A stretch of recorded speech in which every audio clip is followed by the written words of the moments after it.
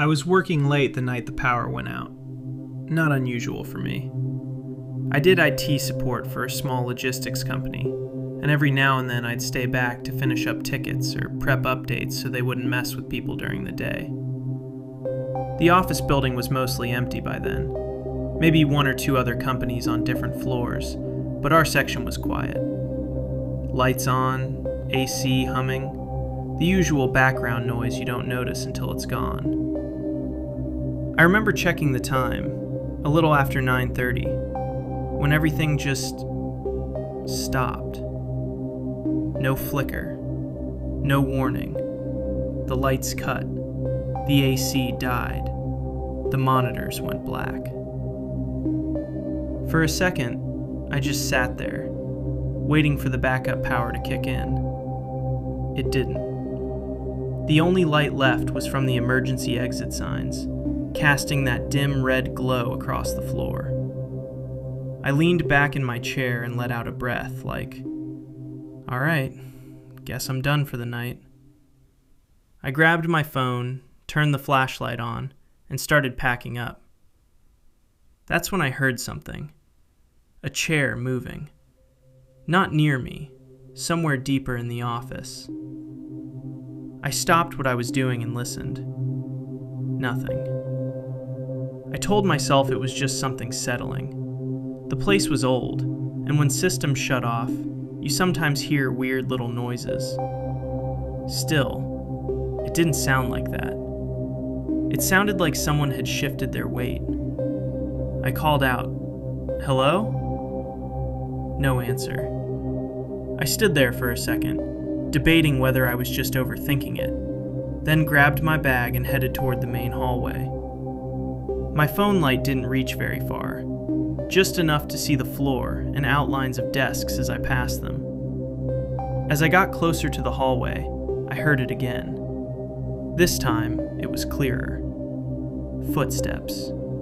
Slow. Dragging slightly. I froze.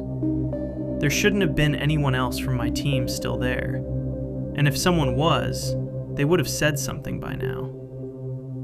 "Hey," I called out. "Power's out." Nothing. The footsteps stopped, right after I spoke. Like whoever it was didn't want me to know they were there.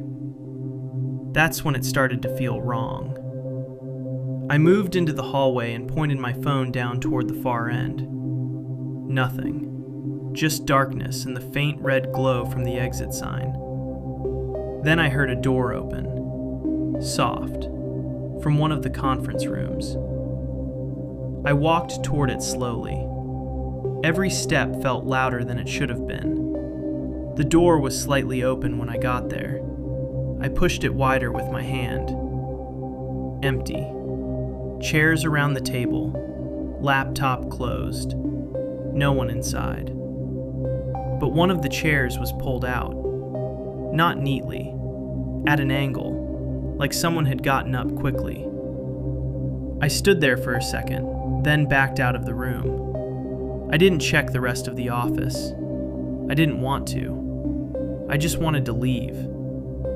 As I turned to head toward the stairwell, I heard footsteps again. Behind me. Faster this time. I didn't turn around. I just walked. Then quicker. Then I was basically speed walking down the hallway trying to keep it together.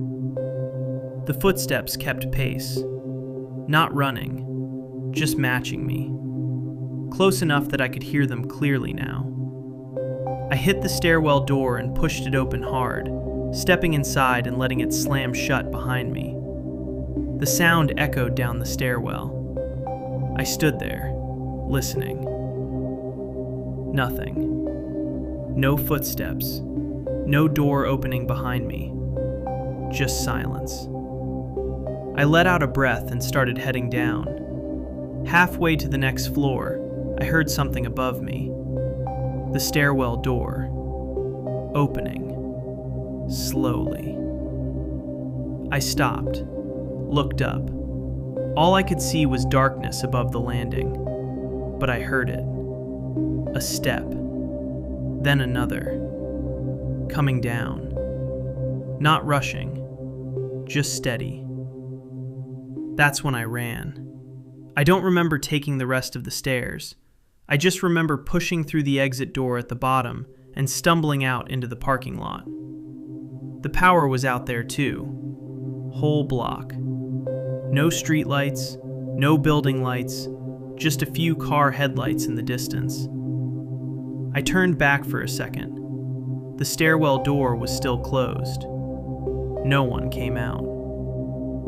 I got in my car and left. Didn't go back that night. Didn't go back alone after that. The next day, I asked around to see if anyone else had stayed late. No one had. Security checked the logs too. No badge entries after 7 p.m. No exits either. Which doesn't make sense, because I heard someone in that building, close enough to follow me, close enough to be right behind me in that hallway. And whatever it was, came into the stairwell after me.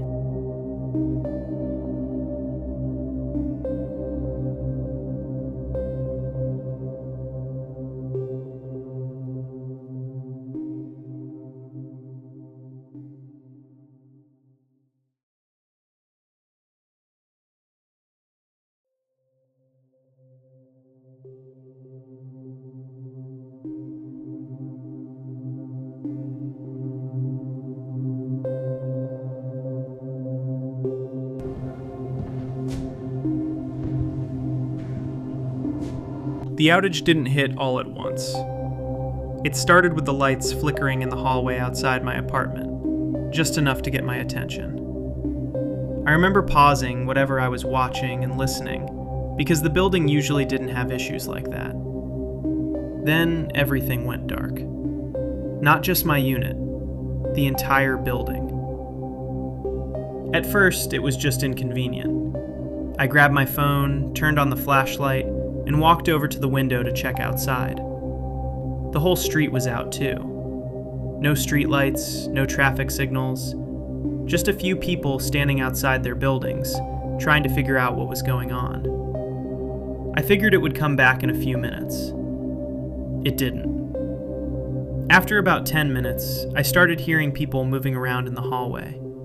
Doors opening, voices, footsteps going up and down the stairs. Normal reaction when something like that happens. Then I heard a knock at my door. 2 quick knocks. I wasn't expecting anyone. I walked over and said, "Yeah?" A guy's voice came through the door. "Building management, just checking on units." That felt off. Management had never done that before. Not for an outage. "Can you open up for a second?" he said. I didn't. I said, "I'm good, thanks." There was a pause on the other side. Then he knocked again, a little harder this time. "Just need to make sure everything's all right in there." Something about the way he said it didn't sit right. Not concerned, just insistent. "I said I'm good," I replied. This time, there was no response. Just silence. I stood there for a few seconds, listening. Then I heard footsteps moving away down the hallway. I waited maybe a minute, then went back to the window. More people had come outside now. Phones out, talking, trying to figure out what was going on. That's when I heard something behind me. A faint click, like metal shifting. I turned around. The front door. The handle was moving. Slowly. I just stared at it. I knew I had locked it. I always lock it. The handle stopped. Then it moved again, harder this time. Whoever was outside was trying to open it. I stepped back without thinking. Didn't say anything. Didn't want them knowing exactly where I was. The handle jerked once more, then stopped. Silence again. Then I heard something else. Not from the door, from inside the apartment. A soft sound, behind me, from the direction of the kitchen. That's when everything kind of snapped into place at once. The knock, the voice, the door, and now, something inside. I slowly turned my flashlight toward the kitchen. Nothing. At first. Then I moved a step closer. That's when I saw it. The back window. Open. Just enough. And something on the floor beneath it. A shoe. Not mine. Wet dirt tracked in around it.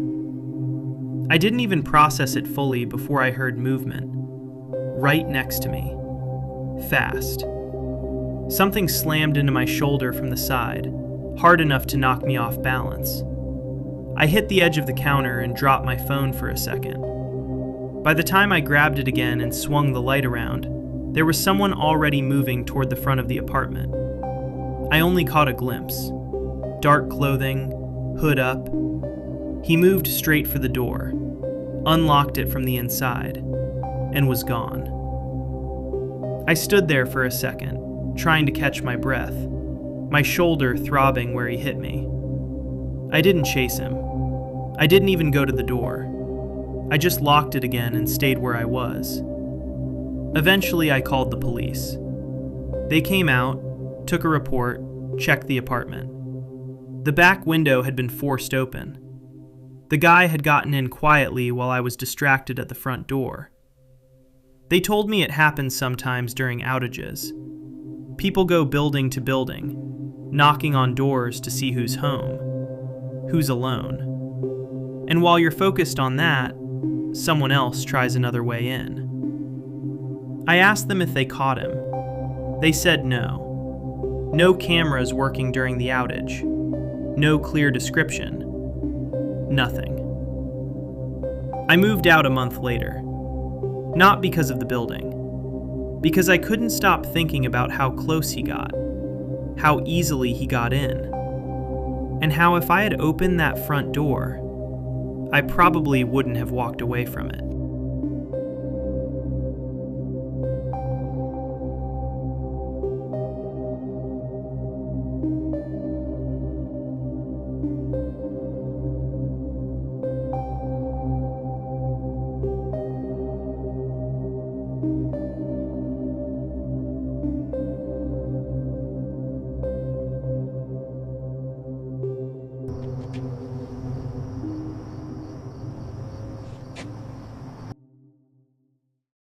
The power outage started just after midnight.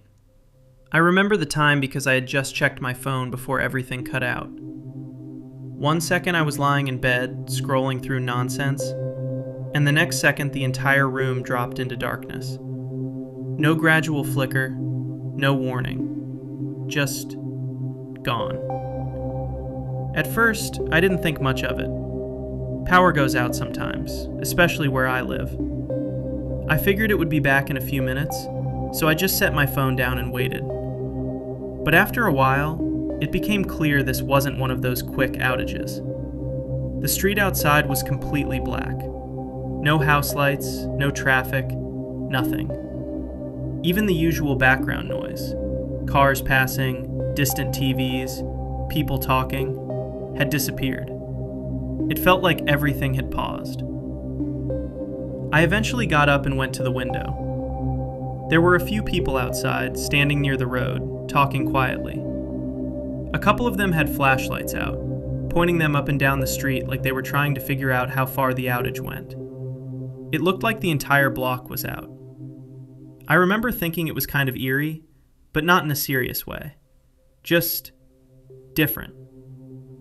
Then I noticed one of my neighbors, Marcus, walking toward my house. I knew him a little. Not well, but enough to say hello when we passed each other. He didn't wave or call out or anything. He just walked straight up to my front yard and stopped near the gate. At first, I thought he was just checking in, like maybe going door to door to see if everyone was okay. But he didn't knock. He just stood there. I stayed by the window, watching. After a few seconds, he stepped onto the path leading to my door. Still no knock. No voice. Just moving closer. That's when it started to feel wrong. I picked up my phone again and turned the flashlight on, then walked slowly toward the front of the house. I didn't open the door. I just stood there, a few feet back, listening. Nothing. Then I heard something shift outside. A step. Right on the other side of the door.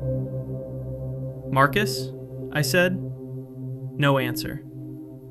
I waited a second, then said it again, louder this time. Still nothing. At that point, I was thinking maybe he couldn't hear me, or maybe he was dealing with something and didn't realize how it looked. So I stepped a little closer and leaned toward the door. That's when I heard his breathing. Close. Too close. Like he was standing right up against it. I didn't open it. Something told me not to. Instead, I moved to the side window near the door and angled the flashlight through it. He was there, facing the door, but his head was tilted slightly, like he was listening. Not to me, to something inside. I tapped on the glass. "Hey, you good?" He turned his head slowly toward the window, and for a second, I thought he was about to say something. But he didn't. He just stared at me. No expression, no reaction. Just looking. Then, without saying a word, he stepped back from the door, turned, and walked off. I stood there for a while after that, trying to process it. It didn't make sense. Marcus wasn't like that. He was normal, friendly even. I told myself maybe he was just freaked out by the outage. Maybe something else was going on. I went back to the window to see where he went. He was already gone. About 20 minutes later, I heard voices outside again. Louder this time. Urgent. I went back to the window. There were more people out now, gathered further down the street. Flashlights moving, people talking over each other. Something was happening. I stepped outside onto the porch. That's when one of my other neighbors saw me and called out, "Hey, have you seen Marcus?" I said yeah. Told them he had just been at my door not too long ago. They all kind of looked at each other. One of them said, "No, he's not here." I didn't understand. "What do you mean?" I asked. Another guy stepped forward and said, "We found him, a few houses down. He's been lying out there for a while." I followed them. I don't know why I did, but I did. They led me down the street, past a few houses, until we got to the edge of the block. There were a couple people already standing there, shining their lights toward the ground.